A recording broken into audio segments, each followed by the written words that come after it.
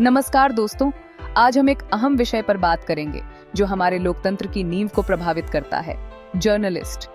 पहले अंतर्राष्ट्रीय मातृभाषा पत्रकार सम्मेलन में जर्नलिस्टों के कल्याण के बारे में कुछ महत्वपूर्ण बातें सामने आईं। सम्मेलन में बैठकर मैं कमरे की ऊर्जा को महसूस किए बिना नहीं रह सका। सार्क जर्नलिस्ट फोरम के अध्यक्ष सुधांशु अनिरुद्ध ने मंच संभाला और थिमी घोषणा के बारे में जोश से बात की।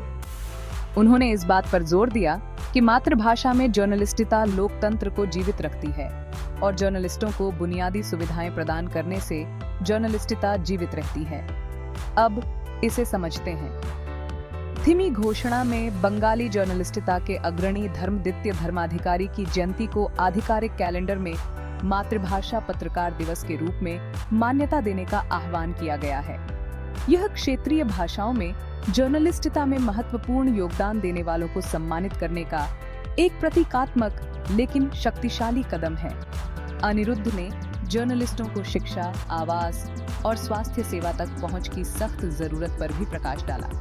इसके बारे में सोचें, पत्रकार हमारे दैनिक जीवन के इतिहासकार होते हैं जो हर महत्वपूर्ण घटना का दस्तावेजीकरण करते हैं। फिर भी उनमें से कई, विशेष रूप से क्षेत्रीय भाषाओं में काम करने वाले, अपना गुजारा करने के लिए संघर्ष करते हैं। जबकि कुछ सरकारें जर्नलिस्टों को पेंशन प्रदान करती हैं, यह अक्सर अपर्याप्त होती है। हमने नेपाल के डेप्यूटी प्रधानमंत्री नारायण काजी श्रेष्ठ से भी सुना। उन्होंने अपनी मातृभाषा में काम करने वाले जर्नलिस्टों को मजबूत समर्थन व्यक्त किया। भाषा, संस्कृति और सामाजिक विरासत को संरक्षित करने में उनकी महत्वपूर्ण भूमिका को स्वीकार किया।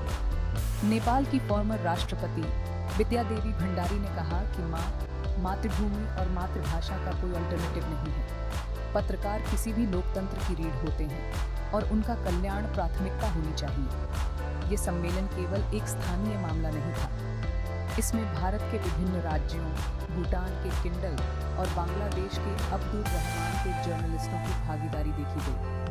ये वास्तव में हमारे समाजों में जर्नलिस्टिता की भूमिका को मजबूत करने के लिए प्रतिबद्ध दिमागों का जमावड़ा था। सार्क जर्नलिस्ट फोरम के अंतर्राष्ट्रीय अध्यक्ष राजू लामा ने सम्मेलन को सफल बनाने के लिए नेपाल जर्नलिस्ट फोरम के सदस्यों को हार्दिक धन्यवाद देते हुए कार्यक्रम का समापन किया। उन्होंने घरेलू और अंतर्राष्ट्रीय स्तर पर इस तरह के और आयोजनों का भी आग्रह किया। अंत में जर्नलिस्टों का कल्याण केवल जर्नलिस्टों के लिए ही नहीं है, यह हमारे लोकतंत्र के सार को संरक्षित करने का मामला है। उन्हें शिक्षा, आवास और स्वास्थ्य सेवा प्रदान करना महत्वपूर्ण है। आइए उन लोगों का समर्थन और उत्थान करना जारी रखें जो हमें हर दिन खबरें लाते हैं। देखने के लिए धन्यवाद।